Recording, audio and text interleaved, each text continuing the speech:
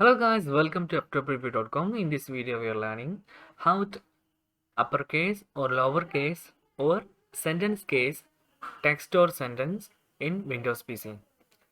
Everyone is know there is a WordPad. It is already installed on your PC. Just press the Windows button and type word WORD. Then you can see there is a WordPad. Just open that WordPad and type something or paste your content like here.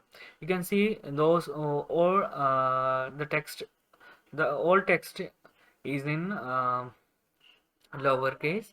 If you want to change it to uppercase or lowercase or any sentence case, you can easily do that by pressing a shortcut in Windows. It is Shift plus F3. Shift, just hold press Shift and press functional F3 key. Okay, we are just trying that. Select all the text and just press Shift F3 for one. Now it is all text are changed to now sentence case.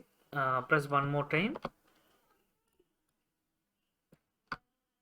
Now it is all text are changed to capital case or uppercase. Then one more time we are pressing that button again.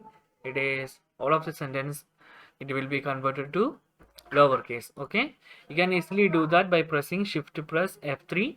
Thank you so much for watching. Have a nice day. Bye bye.